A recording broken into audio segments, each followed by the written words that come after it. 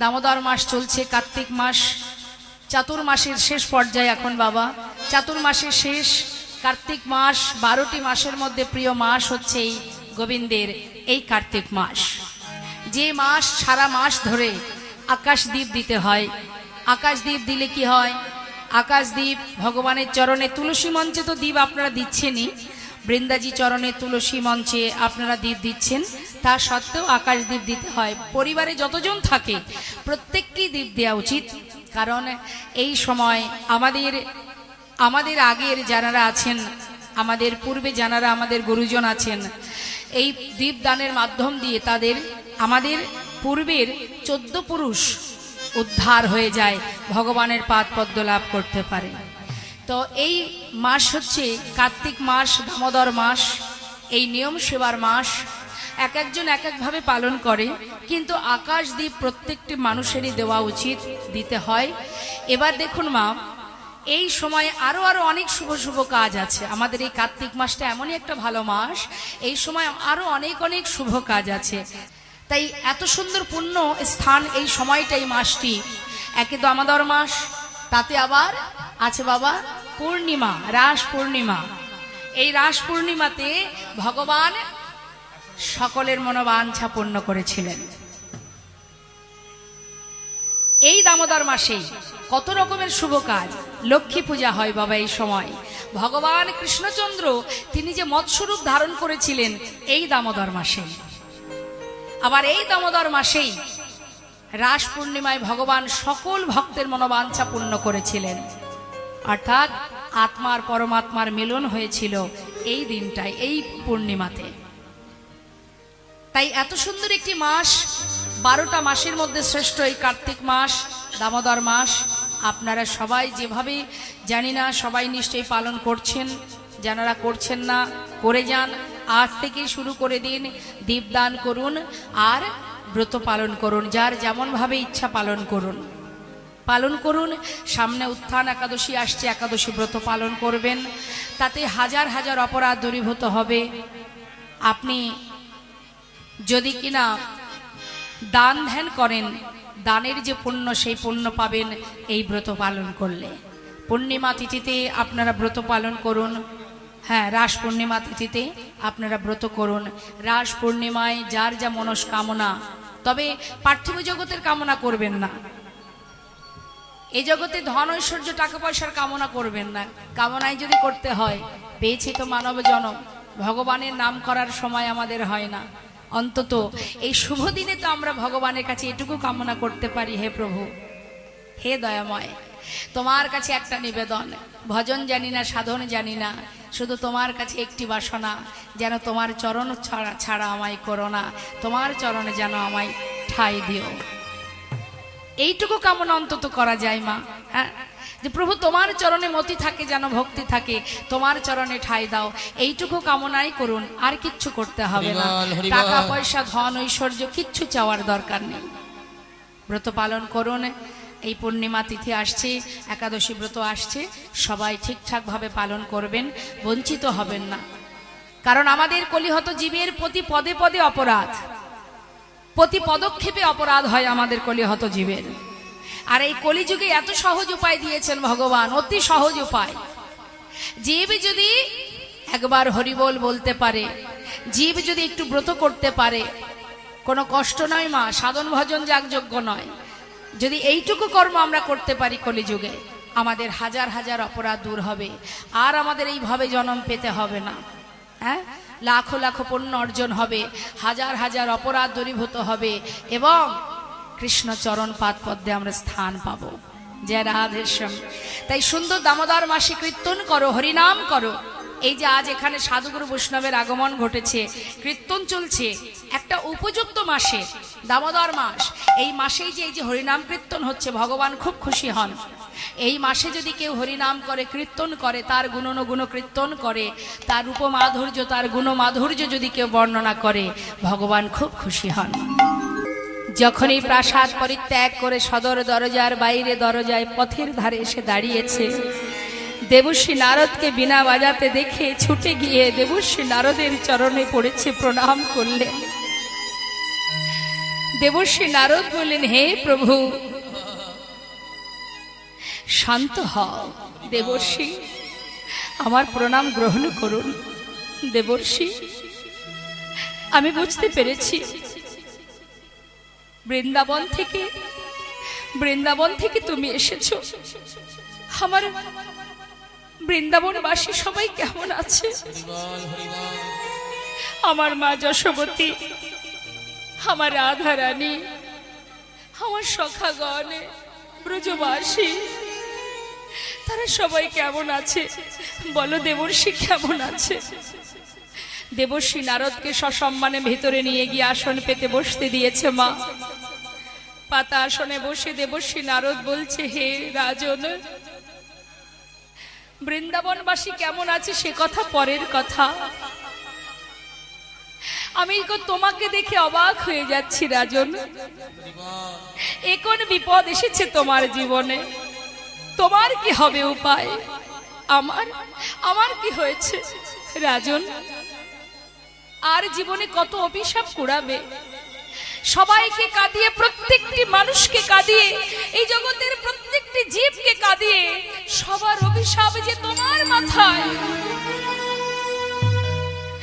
আজ বৃন্দাবনবাসী তোমার জন্য সবাই কাঁদছে। প্রত্যেকের চোখের জল যেগুলো তোমার কাছে আজ অভিশাপ হয়ে দাঁড়াচ্ছে। মনে পড়ে সেই কুরুক্ষেত্রের কথা, মনে পড়ে সেই মাতা গান্ধারীর অভিশাপের কথা। যে সকল সন্তান প্রাণ হারিয়েছিল তাদের মায়ের আর্তনাদের কথা। সবার অভিশাপ যে তোমার মাথায় প্রভু। এই অভিশাপ থেকে তোমাকে উদ্ধার হতে হবে, এই পাপ থেকে তোমাকে মুক্ত হতে হবে। কি করব আমি দেবর্ষি? আমার কি করার আছে?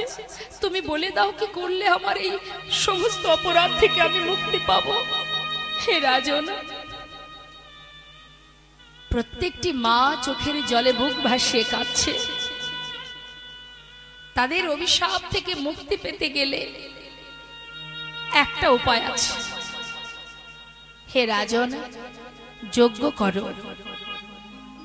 যজ্ঞে সমস্ত ভক্তবৃন্দকে আমন্ত্রণ করো, সবাইকে দান ধ্যান করো।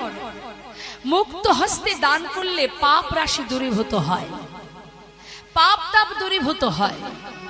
বেশ, তবে কিভাবে কি করতে হবে একবার বলে দাও দেবর্ষি। তুমি যা বলবে আমি তাই করব। তবে শুনে রাখো মহারাজ, শুধু এই যুগের ঘটনা নয়, ত্রেতা যুগে প্রভু রামচন্দ্র তিনিও যজ্ঞ করেছিলেন। ত্রেতায় রামের রাজা ছিল, অশ্বমের যজ্ঞ কইল। ত্রেতাতে রাম রাজা ছিল, অশ্বমের যজ্ঞ কইল। দানব্রত যজ্ঞ হবে এবে,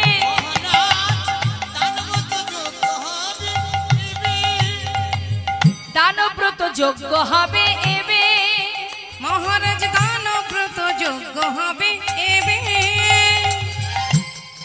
এই যে যজ্ঞটি, এর নাম হবে দানব্রত যজ্ঞ। আর এই দানব্রত যজ্ঞে যে যা চাইবে তাকে দিতে হবে, তবে কৃপণতা করলে হবে না। যদি কোনো কিছু দান করতে গিয়ে মনের ভিতরে হিংসা হয়, রাগ হয়, ক্রোধ জন্মায়, তাহলে হবে না। জেনে রাখুন, আপনারাও জেনে রাখুন। এখানে যত ভক্ত আছেন আপনাদেরও বলি, যদি কোনো ধর্মীয় কাজ আপনারা করেন বা কোনো দান ধ্যান করেন, দান করতে গেলে কৃপণতা করা যাবে না। আর দিতে গেলে আপনাকে এমন কিছু দিতে হবে যেটা আপনি ঘরে ফেলে রেখেছেন, সেটা কাউকে দিলেন, এটাকে দান বলে না। দান করতে গেলে একেবারে শুদ্ধভাবে মুক্ত হস্তে দান করতে হবে। যতটা আপনার সামর্থ্যে কুলায় আপনি প্রাণ ভরে দান করুন, কিন্তু দানের সময় কৃপণতা তো করাই যাবে না। আর নিজের কিছু রেখে তাকে দান করা যাবে, করতে হবে, এটা করা যাবে না। এমন ভাবে দান করবেন হাসি মুখে। মনে করুন অনেকে আছে, এই শীতের দিন আসছে বাবা, অনেকে আছে কম্বল দান করে, বস্ত্র দান করে, কিন্তু মাগো দান করবার পরে যদি অহংকার এসে যায়, অনেকের আসে, আমি এত কম্বল দিয়েছি, এত বস্ত্র দিয়েছি, এই যে অহংকার আমি দিয়েছি, এই অহংকার আসলে হবে না। তাই দান করতে হবে রাজন। তোমার যদি সর্বস্ব হারিয়ে যায় তাতেও কোনো দুঃখ নেই। হে মহারাজ, দান করবে যে জনা যা চাইবে হাসি মুখে দিতে হবে।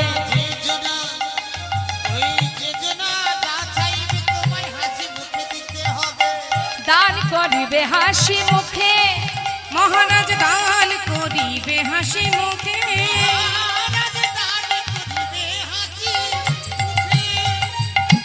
সব শেষে দান দিয়া ভিক্ষার ঝুলি কাঁধে লইয়া, সবে শেষে দান দিয়া ভিক্ষার ঝুলি কাঁধে লইয়া, ভিক্ষা মেগে খাবে মন সুখে।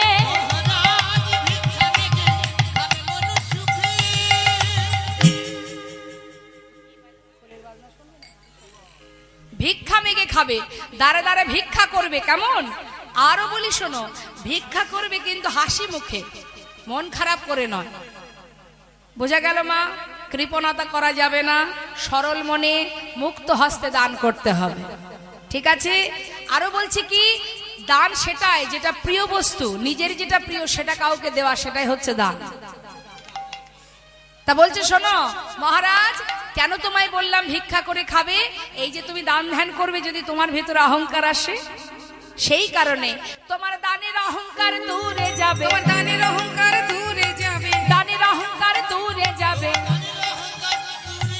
দানে প্রতি রীতি, দানের অহংকার দূরে যাবে। দানে প্রতি রীতি, শোনো শোনো হে রাজন, দানে প্রতি তাই গৌর হরিবল হরিবল।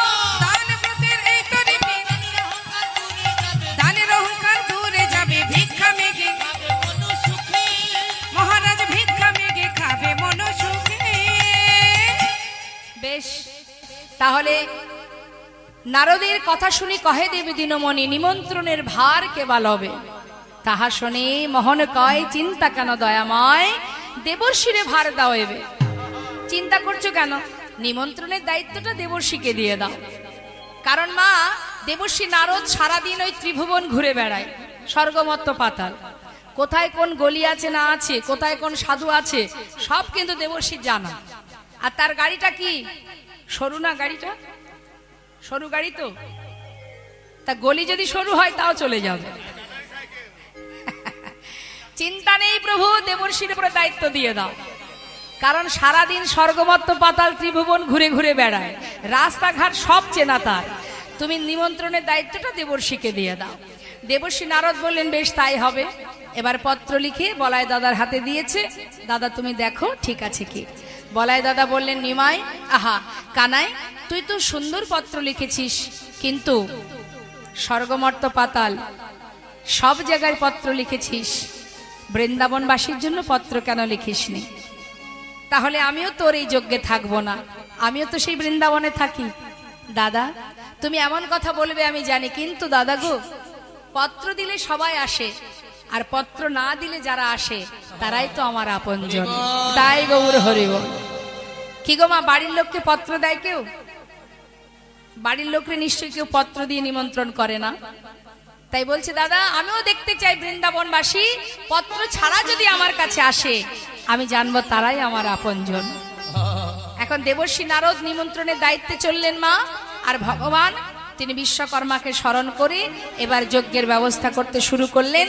আর এদিকে কি হলো, দেবর্ষি নারদ স্বর্গমর্ত পাতাল সব জায়গায় নিমন্ত্রণ করে মনে মনে চিন্তা করছে যে নিমন্ত্রণ পত্র না হয় পাইনি, কিন্তু খবর দিতে ক্ষতি কোথায়, যায় খবরটা তো দিয়ে আসি। এই ভেবে বৃন্দাবনে এসেছে। বৃন্দাবনে এসে সবার আগে পৌঁছালো মা যশোমতীর অঙ্গনে। মা যশোমতী ভূমিতে মূর্ছা গেছে। রুনুঝুনু নুপুরের শব্দ শুনতে পেয়ে মা আমার চমকে উঠেছে। হরি, কে রে তুই? এমন নুপুরের ধ্বনি শোনা যায়? আমার গোপাল এলি নাকি? তুই কি আমার গোপাল? দেবর্ষি নারদ বলছে, মা আমি দেবর্ষি, তবে আমি তোমার গোপালের সন্ধান এনেছি মা। দ্বারকায় তোমার পুত্র কানাই বলাই দুজনে বিশাল বড় যজ্ঞ করছে, তাই সেই খবর দিতে এলাম মা গো। তোমরা দেরি করো না, শিগগিরই চলে যাও দ্বারকায়। মার আনন্দ ধরছে না, জানিস দেবর্ষি, আমার যে আর চলার মতো শক্তি নেই। কি করে যাব আমি? যেতে তো তোমাকে হবেই মা, তুমি আর দেরি করো না। এদিকে প্রেমময়ী রাধা রানী কৃষ্ণ বিরোহিনী পথে বসে কাঁদছে। ললিতা বিশাখা বলছে, রাধে রাধে, ওই দেখ ওই দেখ, দেবর্ষি নারদ এসেছে, চল আর দেরি করিস না। রাধে ওরে বৃষভানু রাজনন্দিনী, রাধে রাধে রাধে রাধে রাধে, চল চল, দেবর্ষির কাছ থেকে আমরা খবরটা নিয়ে আসি তোর বধূ কেমন আছে। শ্রীমতী রাধা রানী সখীদের সঙ্গে করে দেবর্ষির কাছে এসে বলছে, মণিবর একবার বলো আমার পরাণ বধূ কেমন আছে। কুশলে আছে, কুশলে আছে। তোমরা সবাই শোনো, সে অনেক ভালো আছে, বিশাল বড় যজ্ঞ করছে, তাই তোমরা আর দেরি করো না, এক্ষুনি যাত্রা করো। প্রভাসেতে যজ্ঞ করে কৃষ্ণ বলরাম, প্রভাসেতে যজ্ঞ করে কৃষ্ণ বলরাম, সেই যজ্ঞের সংবাদ দিতে আমি নারদ যে এলাম।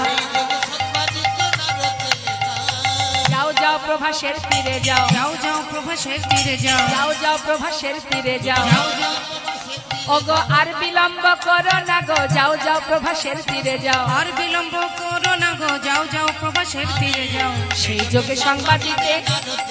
আহা, সেই যজ্ঞের সংবাদ দিতে নারদ যে এলাম। সবাইকে বার্তা দিয়েছে মা। খবর পাওয়া মাত্রই এবার রাধা রানীর আনন্দ ধরছে না। সে চিন্তা করছে, যে দেশে আমার বধূ নেই আমি আর সে দেশে থাকবো না, আমি আমার বধূর দেশে চলে যাব।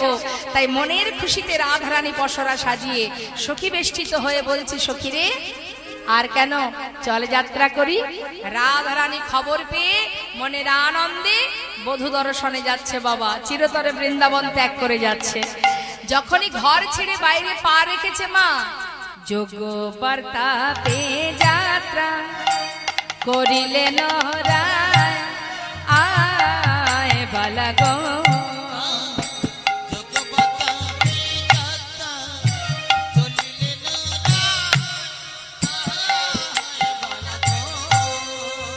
যোগ্য বার্তা পেয়ে যাত্রা করিলেন রায়, আয় বালা গো বার্তা পেয়ে যাত্রা করিলেন রায়।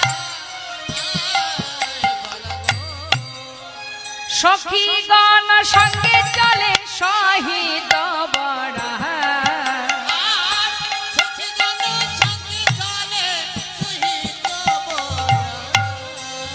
যোগ্য বার্তা পেয়ে যাত্রা করিলেন রায়,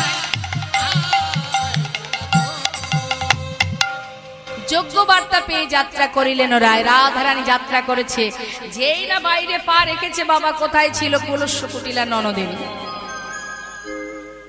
ননদিনী কি শুধুমাত্র বৃন্দাবনে আছে বাবা? আমা কুটিলা কি শুধু বৃন্দাবনে আছে? হরে কৃষ্ণ,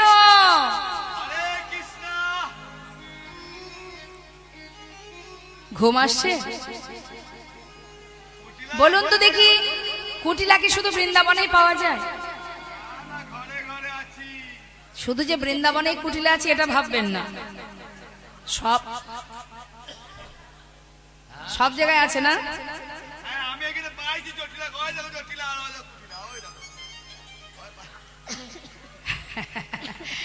বলছি জটিলা কুটিলা সব জায়গায় আছে। এখন কুটিলা যেই না শুনেছে রাধারানী যাচ্ছে দ্বারকায়, চিরতরে দাদার কুলে কালি দিয়ে, মাথায় পসরা নিয়ে সখীদেরকে নিয়ে বাইরে পা রেখেছে, কুটিলা ছুটে এসে সামনে দাঁড়িয়েছে। ছি ছি ছি ছি ছি ছি ছি, লাজ লজ্জার মাথা খেয়ে দাদার কুলে কালি দিয়ে পরপুরুষের কাছে, ছি ছি ছি ছি ছি। হ্যাঁ রে বউ, কিরে?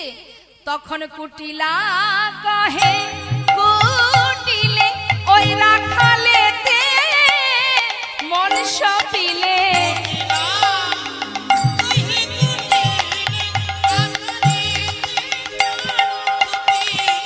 চিরকাল তোর কলঙ্ক গেল ও না ওলো চিরকাল তোর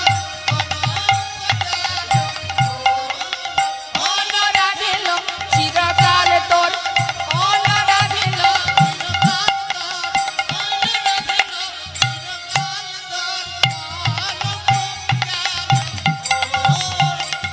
ছি ছি ছি ছি ছি ছি। কুলে কালি দিয়ে কলঙ্কিনীর বোঝা মাথায় নিয়ে আরে নিজের স্বামী ছেড়ে সংসার ছেড়ে শাশুড়ি ননদিনী ত্যাগ করে সতী রমণী হয়ে পরপুরুষের ছি ছি ছি ছি। হ্যাঁ রে বউ, বলি লাজ লজ্জা নেই বলে তোর কিছু? হ্যাঁ, কিচ্ছু নেই রে। শ্রীমতী রাধারানী চুপচাপ দাঁড়িয়ে আছে, কোনো কথা বলছে না। এত কথা ননদিনী বলছে, রাধারানী কোনো কথাই বলছে না। আর দেখবেন বাবা, কেউ যদি আপনার সঙ্গে ঝগড়া করতে আসে, সে যদি একভাবে বক বক করে, আপনি কোনো উত্তর যদি না করেন, দেখবেন আর এক সময় দেখা যাবে সে আরো রেগে গেছে, কারণ আপনি তো উত্তর করছেন না। আপনি কোনো কথা না বললে সে আরো রেগে যাবে। এখন কুটিলার আরো রাগ হচ্ছে, এত কথা বলছি ও কোনো উত্তর করছে না। এই বউ, আমার কথা কানে যাচ্ছে না? শুনতে পাচ্ছিস না? কালা হয়েছিস নাকি রে? কোথায় যাচ্ছিস? দাদার কোলে কালি দিয়ে চুপচাপ দাঁড়িয়ে থাক, দাদাকে ডেকে আনি, দেখি তোর কত বড় সাহস। আমার দাদার কুলে কালি দিয়ে চুন কালি মাখিয়ে কেলে ছোড়ার কাছে পরপুরুষের কাছে যাওয়া। রাধারানী বলছে, ননদিনী আমি এখানেই দাঁড়িয়ে থাকবো, তুমি যাও তোমার দাদাকে ডেকে নিয়ে এসো। এখন কুটিলা হন্তদন্ত হয়ে ছুটছে দাদাকে প্রমাণ দেবে। দাদা, বলি ও দাদা, শোনো শোনো শোনো, বলি শোনো না দাদা, হচ্ছে ওই বলি কি, আমি আবার কথা বললেই তো তোমার রাগ হয়, বলতে গেলেও চিন্তা হয় কি জানি আবার বকা খাবো কিনা। বলছি তুমি ওটাই করো, তোমার দ্বারাই ওটাই হবে। ঘরের বউ যে কোথায় কার কাছে যাচ্ছে সেদিকে তো খেয়াল নেই। কি মা, সারা বছর যদি গান বাজনা করে বাইরে বাইরে ঘোরে, তা বাড়ির বউ কোথায় যায় সেদিকে? বউদির নামেই নিন্দা মুন্দা করে, কাজটাই নিন্দা মুন্দা করা কাজ। কি খুলে বল দিনি, কি হচ্ছে বল। বলি বউটাকে একটু লক্ষ্য রাখবে না? চলে গেছে গো, চলে গেছে, তোমাকে ছেড়ে চিরতরে। ওই যে আর কোথায়, ওই যে কেলে ছোড়ার কাছে যাচ্ছে। ভালো চাও, নিজের বউটাকে এখনো নিজের কাছে রাখার চেষ্টা করো। পারবো মানে পথের ধারে দাঁড়িয়ে আছে, আর দেরি করো না, শিগগিরই চলো।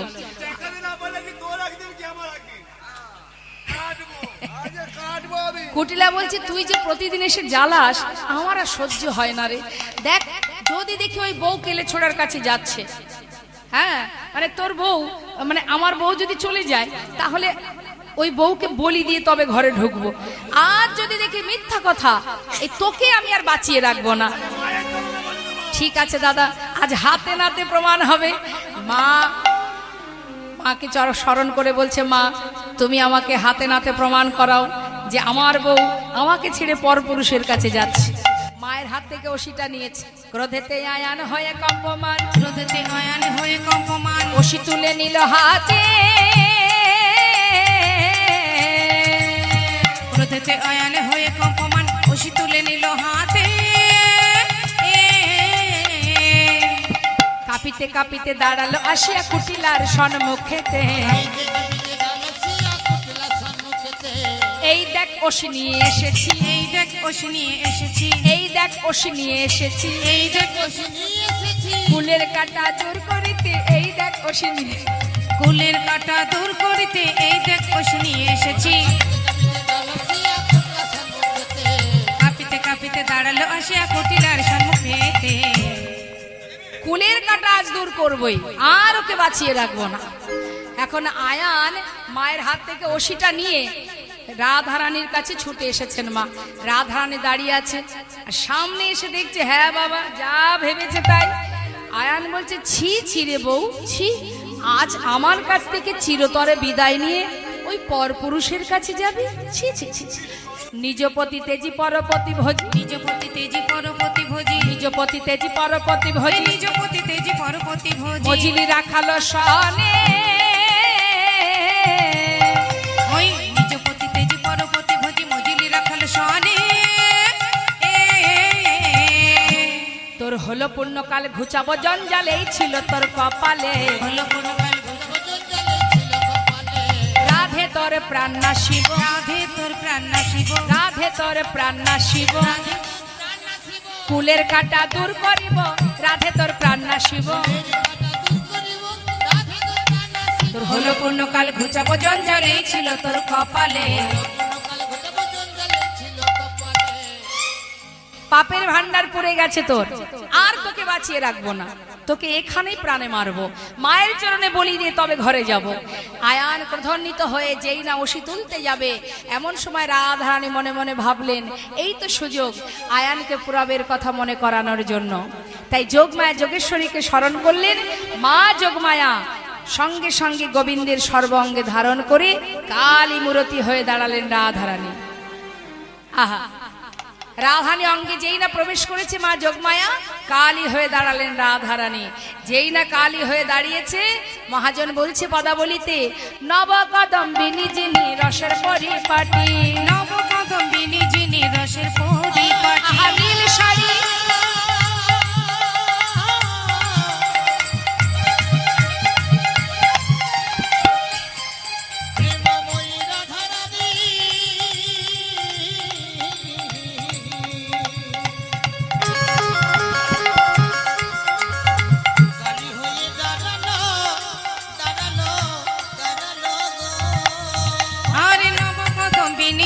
রসের পরিপাটি, নীল শাড়ি খসাইয়া পরায় অরুন্ধতী, নীল শাড়ি খসাইয়া পরায় অরুন্ধতী, কালী মূরতি হয়ে রায় দাঁড়াইল, কালী মূরতি হয়ে রায় দাঁড়াইল। ছুটে গিয়ে রাধারানীর চরণ ধরিল, ছুটে গিয়ে রাধারানীর চরণ ধরিল, রাধারানীর চরণ ধরিল। ক্ষমা করো রায়, ক্ষমা করো রায়, বলে ক্ষমা করো রায়, ক্ষমা করো আমি রায়, ওই চরণের অপরাধী, ক্ষমা করো রায়। ছুটে গিয়ে রাধারানীর চরণ ধরিল, ছুটে গিয়ে চরণ ধরিল। শ্রীমতী রাধারানী চরণ ধরেছে ক্ষমা করো বলে। কেন মা? আজ আয়ান কালী মূরতি ধারণ করে রাধারানী বললেন, ওরে আয়ান, মনে করে দেখ পুরাবের কথা, তুই কে ছিলি আর আমি কে ছিলাম। তুই ছিলি সুতাপারেশী, সাধনা করেছিলি বিষ্ণুর বামে লক্ষ্মীকে নিজের পত্নী রূপে পাবি।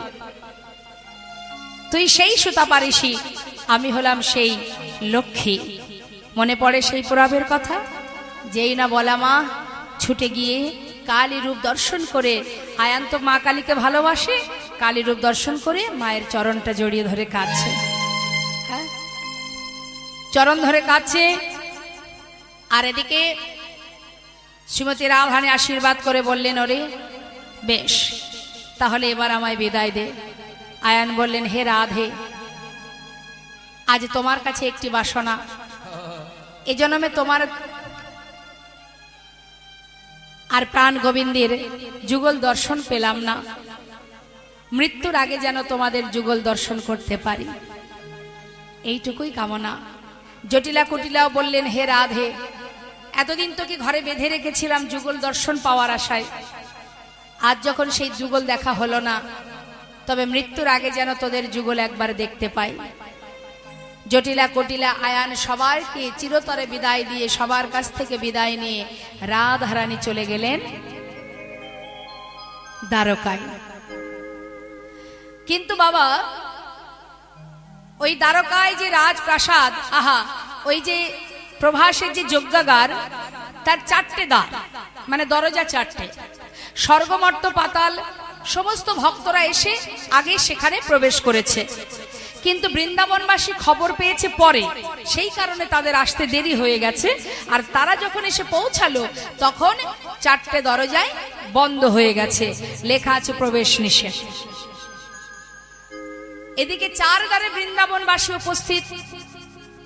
কোন দ্বারে প্রথম দ্বারে মা যশোমতী, দ্বিতীয় দ্বারে নন্দ উপানন্দ, তৃতীয় দ্বারে সখাগণ, আর চতুর্থ দ্বারে রাধারানী অষ্টসখীগণ।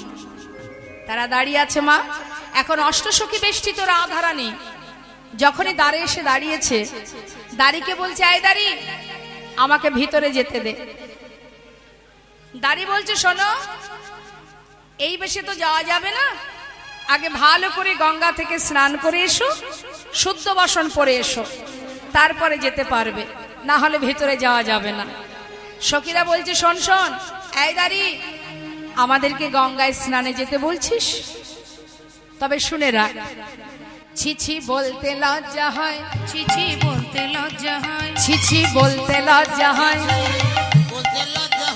ওরে যার চরণে গঙ্গার উদ্ভব সে ধরে রাধার পায়, চার চরণে গঙ্গার উদ্ভব সে ধরে রাধার পায়।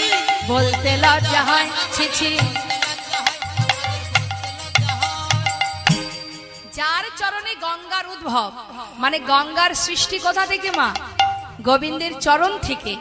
বলছে, তুই যে আমাদেরকে স্নানে যেতে বলছিস, যার চরণে গঙ্গার সৃষ্টি সেই গোবিন্দ মানে তোদের রাজা, সে আমাদের রাধারানীর চরণ ধরে কুল পায় না, আর তুই কিনা বলছিস আমাদেরকে গঙ্গায় স্নানে যেতে?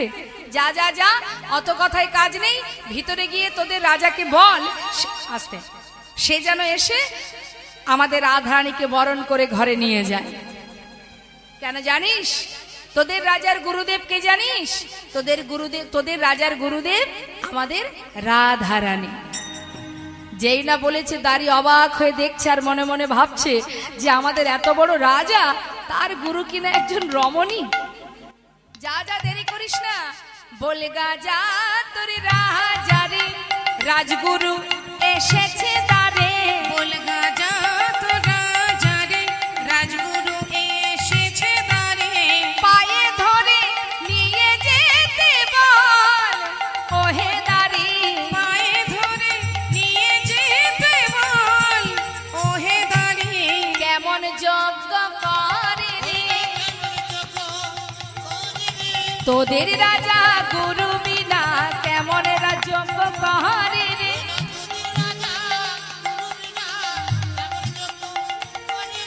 পায়ে ধরে নিয়ে যেতে বল, ওহে দাঁড়ি। পায়ে ধরে নিয়ে যেতে বল। আর দেরি করিস না, তাড়াতাড়ি যা, তোদের রাজাকে গিয়ে বল যে গুরুদেব দ্বারে এসেছে। এদিকে কি হলো বাবা? সখাগণ তারা এক দ্বারে দাঁড়িয়ে আছে, এদিকে দাঁড়িয়ে যাচ্ছে ভিতরে গোবিন্দকে খবর দেবে বলে, আর এদিকে সখাগণ কানাই কানাই বলে ডাকছে, ওরে বন্ধু কানাই রে, কত খেলা খেলেছি তোকে নিয়ে, কত আনন্দ করেছি বৃন্দাবনে, কালিয়নাগকে বধ করেছিস, ঝুলন খেলা খেলেছিস, কত খেলা খেলেছিস, নৌকা বিহার করেছিস, অগাসুর বগাসুরকে বধ করেছিস, কত লীলা করেছিস বন্ধু। আজ দ্বারকার রাজা হয়েছিস বলে আমাদের মতো রাখাল বন্ধুকে ভুলে গেলি। কানাই রে, দ্বারে এসে দাঁড়িয়ে আছি, দরজা বন্ধ, তোর দাড়ি আমাদের ভিতরে যেতে দিচ্ছে না, তুই একবার দেখা দে কানাই, দেখা দে দেখা দে বলে চিৎকার করে ডাকছে। এদিকে মা যশোমতী ব্রজবাসীর দ্বার থেকে একটু একটু করে ক্ষীর ননি মাখন নিয়ে পাগলিনীর বেশ সন্তান হারা মা জননী চোখের জলে বুক ভাসিয়ে কাঁদছে। কতদিন তার সন্তানকে দেখেনি। ননি মাখন সবার কাছ থেকে পাড়াপড়শির কাছ হতে চেয়ে নিয়ে এসে দ্বারকায় পৌঁছালো।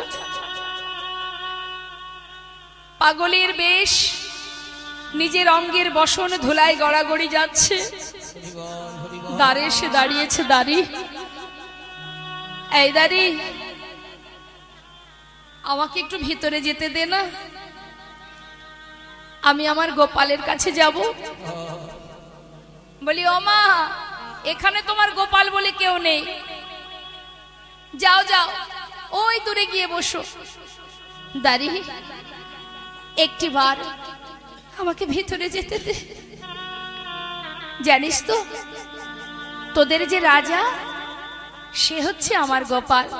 আরে এ কেমন কথা? আমাদের যে রাজা, আমাদের যে রাজা তার মা হবে রাজমাতা, সে কি করে আবার এই পাগলিনী হতে যাবে? বলি ও বুড়ি মা, বয়স হয়েছে মনে হয়, হয়তো মাথা খারাপ হয়ে গেছে। শোনো শোনো, ওই দূরে গিয়ে বসে থাকো। আমাদের মহারাজ বড় দয়াল, যজ্ঞ শেষ হলে যখন দ্বারে আসবে তখন আমি তোমায় ডাকবো, তুমি কিছু চেয়ে নিও। ওরে জানিস দারি, আমার কোনো কিছুরই অভাব নেই, শুধু আমার একটাই অভাব। আমার মা বাবার কাছে মূল্যবান ধন কি? মূল্যবান ধন হচ্ছে তার সন্তান। বলছে দেখ, আমার কিছুরই অভাব নেই, শুধু আমার সন্তান আমার কাছে নেই।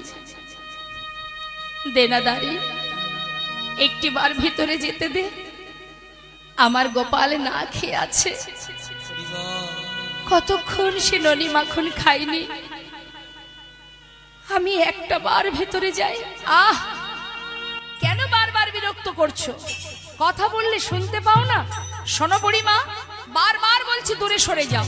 কথা না শুনলে আমার কাছে চাবুক আছে, এই চাবুক দিয়ে আমি তোমাকে আঘাত করব। দাঁড়ি, তুই আমাকে মারবি? মার, যত খুশি মার, তবে মারবি যদি আমার পিঠে মার। এই দেখ, আমি ব্রজমাইদের কাছ থেকে ননি মাখন এনেছি আমার সন্তানকে দেব বলে। দেখিস আমার সন্তানের এই ক্ষীর ননি মাখনটুকু যেন পড়ে না যায়। দাঁড়ি রে, আমি তোর পায়ে পড়ি, একবার যেতে দে। আমি যে কতক্ষণ তাকে দেখিনি, কতদিন তাকে দেখিনি, একবার আমায় যেতে দে। আহ, কেন গোল করছো বারবার? এক কথা বারবার কেন বলছো? দেখতে পাচ্ছ না লেখা আছে প্রবেশ নিষেধ? এ তো কোনো কথাই শুনছে না। চাবুক বাহির করে দাড়ি মা যশোমতীকে আঘাত করতে শুরু করেছে। যতবার মাকে মারছে মা ততবার গোপাল গোপাল বলে চিৎকার করছে। গোপাল রে,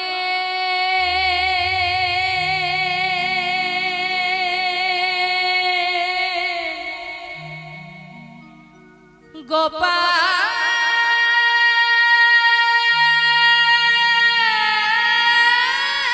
রে,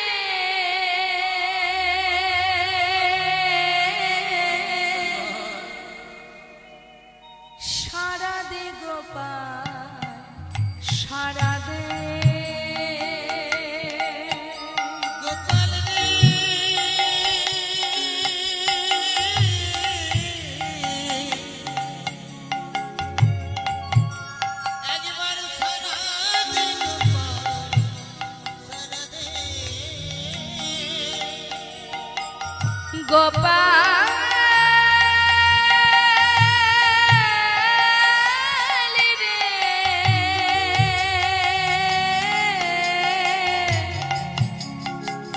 সারা দে গোপাল, সারা দে।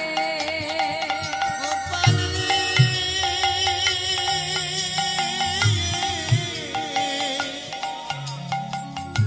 সারা দে গোপাল, সারা দে। অভাগিনী মাতো, অভাগিনী মাতো রে, অভাগিনী মাতো, ফুকারে কাঁদে রে, সারা দে গোপাল, গোপাল রে,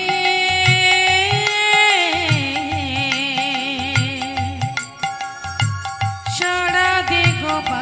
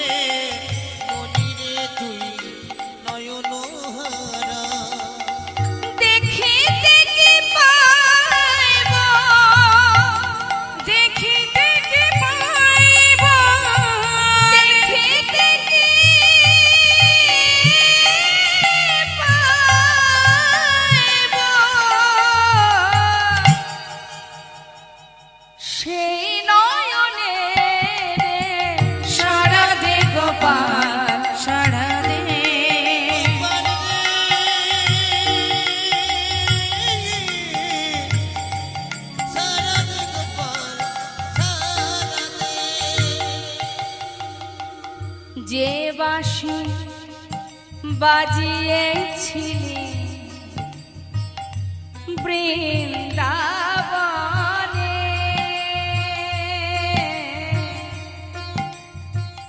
সে বাঁশি বাজা আমার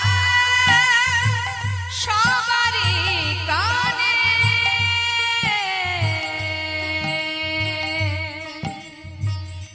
ওরে গোপাল গোপাল আমার, ওরে আমার, ওরে আমার, ওরে আমার নয়ন মনি,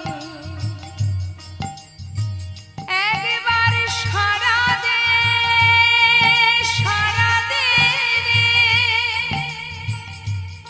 ওরে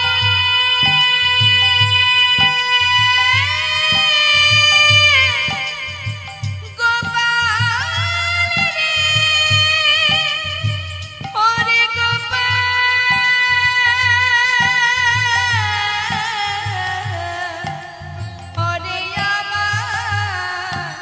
ওরে আমার নয়ন মনি গোপাল। ওরে আমার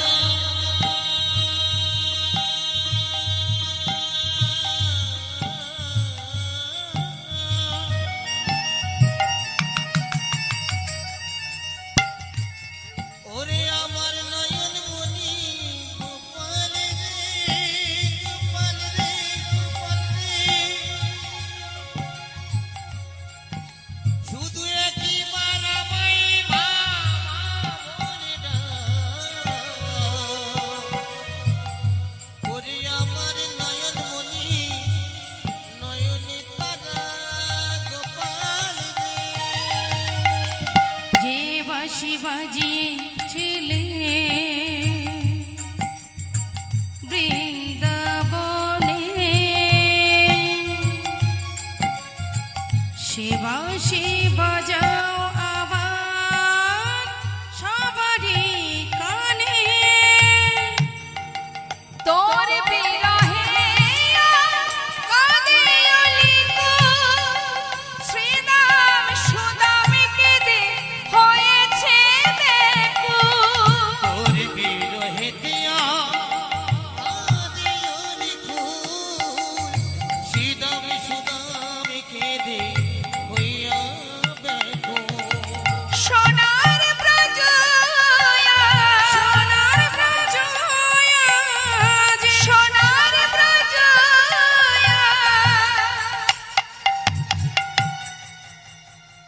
আধার হলো রে, সারা রে গোপাল, নিতাই গৌর হরে বল হরে বল। গোপাল রে, সারা দে গোপাল, সারা দে। ওরে গোপাল রে, ওরে আমার গোপাল,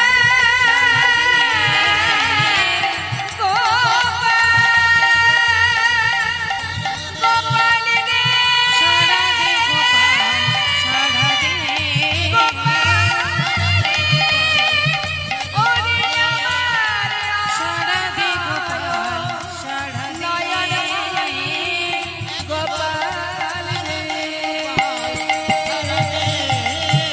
সারা দে গোপাল, সারা দে সারা দে গোপাল, সারা দে। ভক্ত যদি ডাকে ভগবানকে, ভগবানের সাধ্য নেই দূরে থাকার। আত্মনাদ করে মা যশোমতী বাৎসল্য প্রেমে তার পুত্রকে ডাকছে।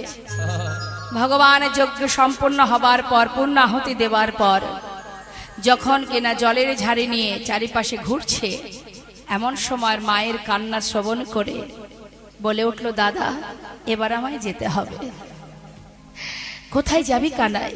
দাদা, দ্বারে মা এসে কাঁদছে, আমাকে যেতে হবে দাদা, আমি আর পারছি না। জলের ঝাড়ি ফেলে রেখে ভগবান কৃষ্ণচন্দ্র বৃন্দাবনবাসীকে খুশি করবার জন্য নিজের অঙ্গ থেকে 4টে মূর্তি ধারণ করে চার দ্বারে ছুটতে ছুটতে যাচ্ছে। মহাজন পদাবলিতে লিখছেন, বাঞ্ছা কল্পতরু ভগবান সকলে বাঞ্ছা পুরাবে বলে কল্পতরু ভগবান সকলে বাঞ্ছা পুরাবে বলে কল্পতরু ভগবান সকলে বাঞ্ছা কল্পতরু যাচ্ছে এক এক দ্বারে এক এক ভাবে। তো কে কিভাবে দেখছে? সখ্য প্রেমে সখাগণ দেখিতে পাইল, সখ প্রেমে সখগণ দেখিতে পাইল, ভাই কানাই বলে কাঁধে তুলে নিল। হরে হরে হরে হরে তুলে নিল, ভাই কানাই বলে কাঁধে তুলে নিল। ভাই কানাই বলে কাঁধে তুলে নিল। কল্পতরু ভগবান সকলে বাঞ্ছা পুরাবে বলে কল্পতরু ভগবান সকলে নন্দ উপানন্দ দেখে দোয়ারে দাঁড়ায়ে, নন্দ উপানন্দ দেখে দুয়ারে দাঁড়ায়, প্রাণ গোবিন্দ আসে দুটি বাধা মাথায় লয়ে। প্রাণ গোবিন্দ আসে দুটি বাধা মাথায় লয়ে, গোবিন্দই আসি তুমি বাধা লয়ে প্রাণ গোবিন্দ আসে দুটি বাধা মাথায় লয়ে। কল্পতরু ভগবান সকলে বাঞ্ছা পুরাবে বলে কল্পতরু ভগবান সকলে এবার মা যশোমতীর কোলে বসে আছে, বাৎসল্য ভাবেতে গেল মা যশোদার কোলে। বাৎসল্য ভাবেতে গেল মা যশোদার কোলে, ক্ষীর স্বর্ণ বনি দেয় গোপালের বদনে। কৃষ্ণ বনি দেয় গোপালের বদনে। ওরা কৃষ্ণ বলে দেয় গোপালের বাদনে বাঞ্ছা কল্পতরু ভগবান সকলে বাঞ্ছা পুরাবে বলে কল্পতরু ভগবান সকলে। মা যশোমতীর কোলে যখন ননী সেবা করছে, দ্বারকাবাসী দেখে অবাক।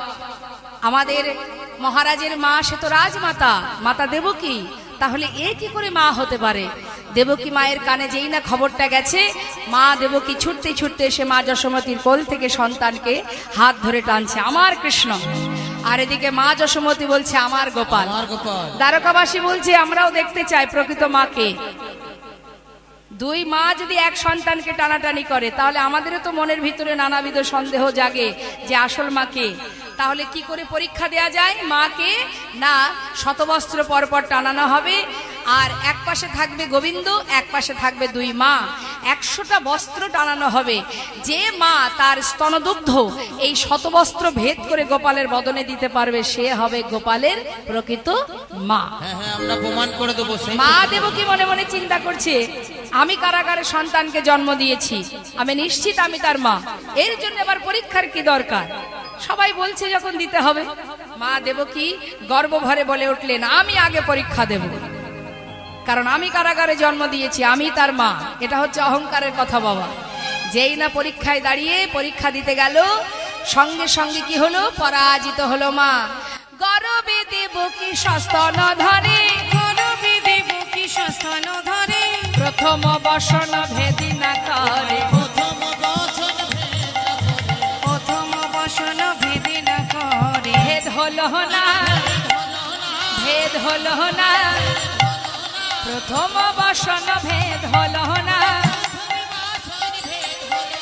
প্রথম বসন ভেদে না করে। একটা বস্ত্র ভেদ হলো না বাবা। গর্ভভরে যখনই স্তনদুগ্ধ দিতে গেল, একটা বস্ত্র ভেদ হলো না, শত বস্ত্র পড়ে থাক। আর এদিকে দ্বারকাবাসী বললেন, তোমার তো পরীক্ষা হয়ে গেছে, এবার তুমি চলে যাও, মা যশোমতী আসুক, মা যশোমতী পরীক্ষা দিক। মা যশোমতী দ্বারে দাঁড়িয়ে পরীক্ষায় দাঁড়িয়ে বললেন, গোপাল, জগতে সবার কাছে যদি আমি প্রমাণিত হই আমি মা নই, আমার কোনো দুঃখ নেই। সবাই জানুক আমি তোর মা নই, কিন্তু আমি তো জানি তুই আমার সন্তান। এই দীনতা নিয়ে মা আমার গোপালকে ডাকছে, গোপাল গোপাল গোপাল বলি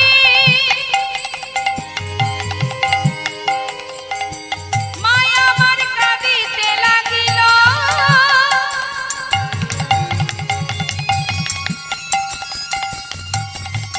শত বস্ত্র ভেদ করে দুগ্ধ বদনে পড়িল। ওই না গোপাল গোপাল গোপাল বলে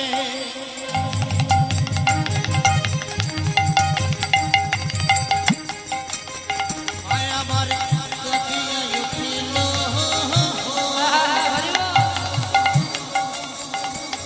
আজ শত বস্ত্র ভেদ করে বদনে পড়িল।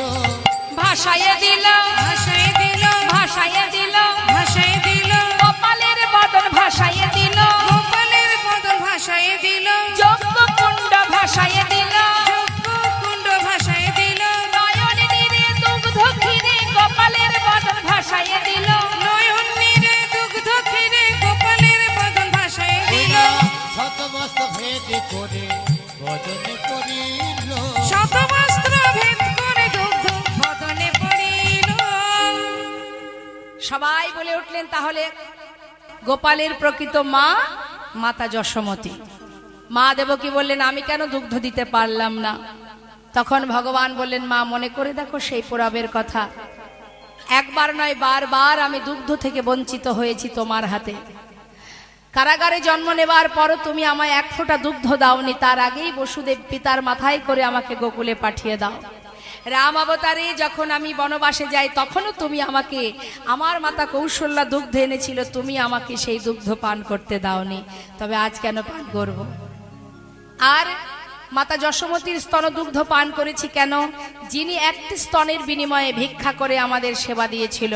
আমি প্রতিজ্ঞা করেছিলাম, কথা দিয়েছিলাম, যে স্তন দুগ্ধ, আহা, যে স্তনের বিনিময়ে সেবা দিয়েছ, আগত দাপর যুগে কৃষ্ণ হয়ে সন্তান হয়ে সেই দুগ্ধ আমি পান করব।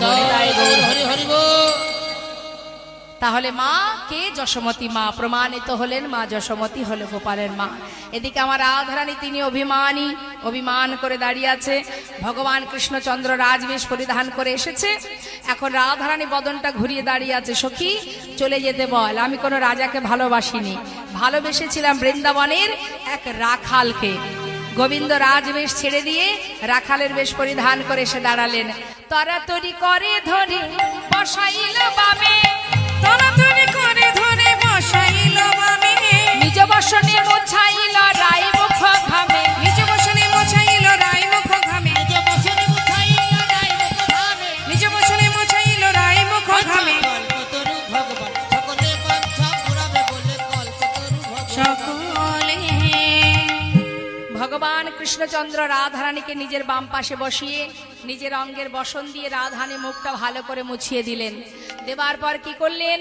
ওই যে মা প্রভাস নদী যে অভিশাপ্ত ছিল, তার অভিশাপ দূরীভূত করার জন্য ভগবান আনিয়া প্রভাসের জল চরণ ধোয়ালো, আনিয়া প্রভাসের জন্য ধর চরণ ধোয়াইল, গোবিন্দ দাসী কহে প্রভাস তীর্থ যে হইল, আহা গোবিন্দ দাস কহে তাই গৌর হরি বল, হরি প্রভাস তীর্থ যে হইল, গোবিন্দ দাস কহে প্রভাস তীর্থ যে হইল, কল্পতরু ভগবান সকলে বাঞ্ছা পুরাবে বলে কল্পতরু ভগবান সকলে। এই হচ্ছে ভালোবাসা। মায়েরা মন দিয়ে শুনুন, রাধারানী চিত্র অঙ্কন করে বলছে বধূ, বধূর ছবি আঁকছে আর বলছে বধূ তুমি ফিরে আসো বা না আসো তাতে কোনো ক্ষতি নাই, অন্তত একটু কথা তো বলো। এই হচ্ছে ভালোবাসা। তুমি আসতেও পারো নাও পারো, আমার তাতে কোনো দুঃখ নেই, কিন্তু একটু কথা বললেই আমি খুশি।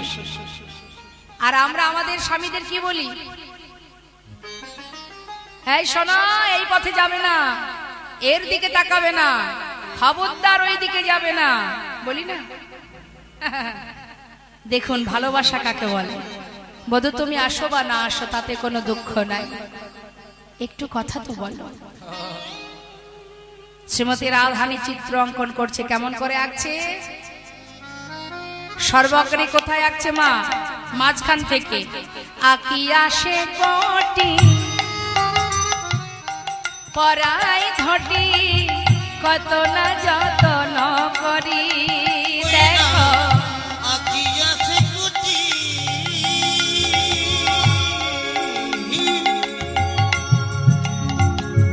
পরাইয়া ধুতি কত না যতন করি, আবার নাভি সরোবর আখিল তারে পর, কত না যতন করে, নাভি সরোবরে আকিল তার পর কত না যতন করি।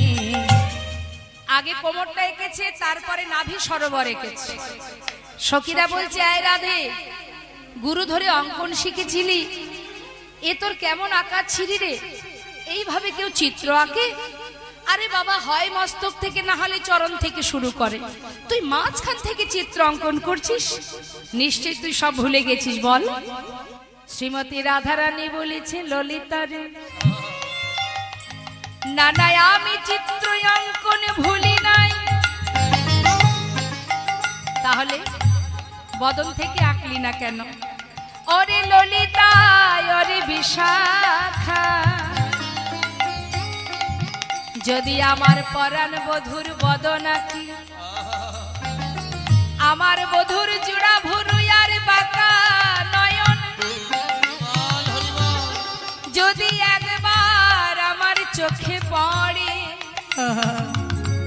আমি আর চিত্র অঙ্কন করিতে পারবো না রে। আচ্ছা আচ্ছা আচ্ছা, বুঝলাম।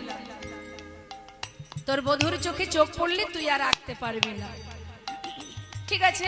চরণ থেকে আঁকতে পারতিস, মানলাম। বদন থেকে আঁকতে পারবি না, তোর বধুর নয়ন পানে নয়ন দিলে তোর কষ্ট হবে, তাই তুই পারছিস না। তাহলে চরণ থেকে তো আঁকতে পারতিস। শ্রীমতী রাধারানী বলেছে, ললিতা, ওরে বিশাখায়, ওরে মরম সখী, এই বৃন্দাবনে আমার বধূ আমায় ছেড়ে চলে গেছে, যদি আবার আমি চরণ আঁকি, সেও যদি আমায় ছেড়ে চলে যায়,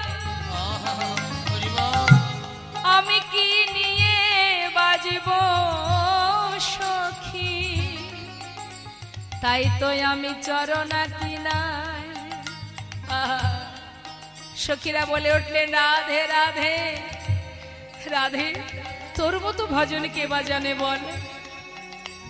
শ্রীমতী রাধারানী বলছে, সখী ধৈর্য ধরে অপেক্ষা কর, দেখ আমি চিত্র অঙ্কন করছি, ভালো করে দেখ। শ্রীমতী রাধারানী ছবি আঁকছে। মা কি আঁকলো? নাভি সরোবর হলো, এরপর বাহু দুটি আঁকি,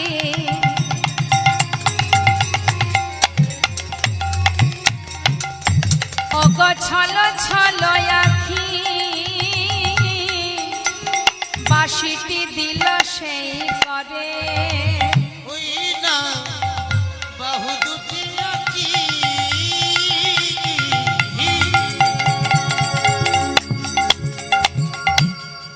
তার ছলো ছলো আঁখি, আর বাঁশিটি দিল সেই করে। আবার কণ্ঠ কুম্ভ কিবা,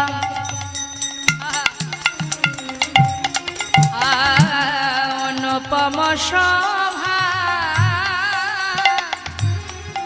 অগয়া কিল পরে পরে, কণ্ঠ কুম্ভ কিবা, অনুপম শোভা, আঁকিল তার পরে পরে। কণ্ঠ পর্যন্ত এঁকেছে মা, বাকি রইল আর কি বদন। যেই না বদনটা এঁকেছে মাটির উপরে, সেই মাটির উপরে নিজের বদনটা রেখেছে। বধূর বদনের উপরে নিজের বদন রেখে এবার রাধারানী কথা বলছে বধূর সাথে। কিভাবে বলছে? মুখে মুখ দিয়া কাদিয়া কাদিয়া কহই তার সনে কথা, মুখে মুখ দিয়া কাঁদিয়া কাঁদিয়া কহই তার সনে কথা, কহে যদনা ও গো প্রাণনা, দেখো হে রাধার ব্যথা, কহে যদুনা, ওহে প্রাণনা, দেখিবার দেখো না রাধার ব্যথা। তুমি একবার এসে দেখে যাও গো, তুমি একেবারে সে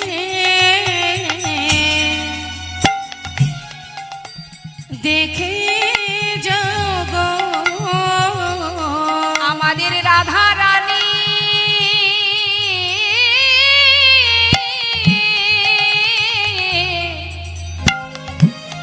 ও সে কেমন আছে তুমি একবার সে অগ দেখে যাব আমাদের রাধারানী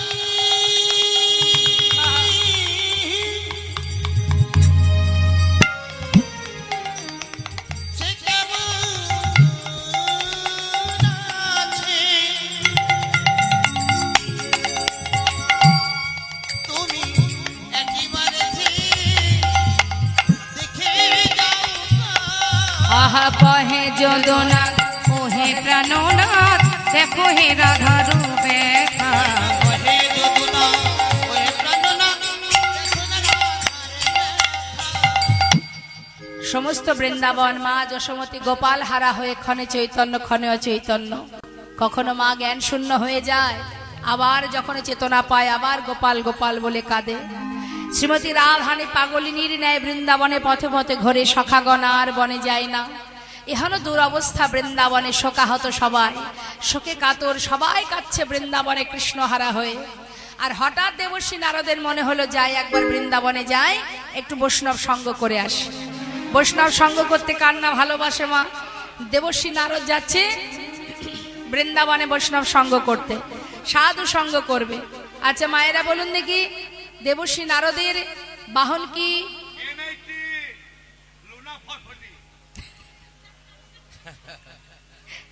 মায়েরা বলুন। ঢেকি। দেবর্ষী নারদ যাচ্ছে ঢেকির পিঠে চড়ে বৃন্দাবনে। বিধির নন্দনয়াজি চিন্তা মনে মনে, বিধির নন্দনয়াজি চিন্তা মনে মনে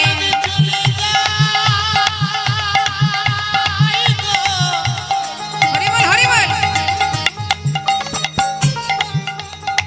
ওই বৃন্দাবনের পথে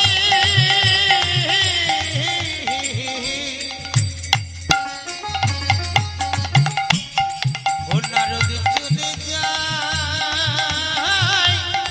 চলে যায় যাই গো হে হে হে হে হে হে বিধির নন্দনয়াজি চিন্তা মনে মনে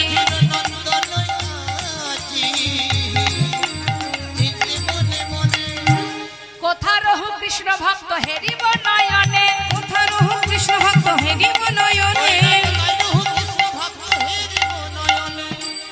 এত চিন্ত দেবী ঋষি ঢেকিতে চড়িয়া, এত চিন্ত দেবী ঋষি ঢেকিতে চড়িয়া দেখিতে দেখিতে যায় উলসিত হইয়া। দেখিতে দেখিতে যায় উল্লসিত হইয়া চারিদিকে দেখতে দেখতে যাচ্ছে কোথায় সাধু সঙ্গ পাবো, যেখানেই সাধু সঙ্গ পাবো সেখানেই চলে যাব। মনের আনন্দে ঢেকির পিঠে ঢেকিতে চড়ে খুঁজছে মা। আর যাচ্ছে উদ্দেশ্য কোন দিকে? বৃন্দাবনের দিকে। বৃন্দাবনের দিকে যাচ্ছে, লক্ষ্য দিতে দিতে যাচ্ছে কোথায় পাবো সাধু সঙ্গ। এখন হঠাৎ একটা তাপ এসে তার গায়ে লেগেছে। যেই না তাপ লেগেছে গায়ে, চারিদিকে খুঁজছি তাপটা কোথা থেকে আসছে, কিসের তাপ এটা? হ্যাঁ, আমরা যেমন পথে যেতে গিয়ে যদি কোথা থেকে একটু তাপ লাগে আমরা ভাবি না কি জানি কোথাও আগুন লেগে গেল কিনা, এত তাপ কিসের? তা এখন দেবর্ষী নারদ চারিদিকে তাকিয়ে তাকিয়ে দেখছে। তপ্তদর্শী দেবী ঋষি চারি পানে চায়, তপ্তদর্শী দেবী ঋষি চারিপানে যায় কোথা হতে তাপ আসি লাগে মোর গায়ে, কোথা হতে তাপ আসে লাগে মোর গায়ে কোথা হতে তাপ আসি লাগে মোর গায়ে কিসের তাপ? এত তাপ কিসের? একটু একটু করে বৃন্দাবনের ভিতরে যেই না প্রবেশ করেছে, বৃন্দাবনের ভিতরে প্রবেশ করে দেখছে এ যে সে তাপ নয় বাবা, বিরহের তাপ। নেতাই গৌর হরিব, বিরহের তাপ। সবাই কাঁদছে গোবিন্দের জন্য, আর সেই বিরহের তাপ দেবর্ষী নারদের অঙ্গে। দেবর্ষী নারদ দেখে অবাক হয়ে গেল। আমি ভাবতাম আমি মনে হয় প্রভুর বড় ভক্ত, বৃন্দাবনে না এলে আজ বুঝতে পারতাম না বৃন্দাবনবাসী গোবিন্দকে কত ভালোবাসে। এক দৃষ্টিতে তাকিয়ে আছে, মা যশোমতী কাঁদছে, সখাগণ কাঁদছে, ব্রজবাসী কাঁদছে, রাধারানী কাঁদছে। দেবর্ষী নারদ দেখে হন্তদন্ত হয়ে চঞ্চল হয়ে গেল। দেবর্ষী, হে দয়াময়, হে প্রভু, হে তোমার কেমন লীলা, এ তোমার কেমন লীলা। তবে এটাই কি তোমার ধর্ম যে তোমাকে ভালোবাসে তুমি তাকেই কি কাঁদাও? এ তোমার কেমন লীলা প্রভু। আর কত কাঁদাবে তো তোমার ভক্তকে। আজ তুমি সবাইকে ছেড়ে দ্বারকায় গিয়ে তুমি রাজপ্রাসাদ নিয়ে রাজ্য সিংহাসন দখল করে বসে আছো, বেশ তো সুখে আছো তুমি। তবে বলো বলো প্রভু, এদেরকে কাঁদিয়ে রাজা হয়ে বসে থেকে তোমার কত সুখ কত আনন্দ ভোগ করছো তুমি। আমি যে আর পারছি না দয়াময়, আজ আমি নিজে গিয়ে দেখতে চাই যে সবাইকে কাঁদিয়ে তুমি কত সুখে আছো। দেবর্ষি নারদ নিজের বীণাকে বলছে, বীণা রে, যে নাম এতদিন করেছিস ভুলে যা সেই নাম। যে নাম করলে সারা জীবন কাঁদতে হয় সেই নাম ছেড়ে দে। এই নাম আর করবি না, আজ থেকে রাধা নাম কর। বল বল যন্ত্র, নিজের বীণাকে বলছে দেবর্ষি, বল বল যন্ত্র, রাধা নামে মন্ত্র। বল বল যন্ত্র, রাধা নামে মন্ত্র। যাগ যজ্ঞ ব্রত পূজা কিছু নাহি বল বল যন্ত্র, রাধা নামে মন্ত্র।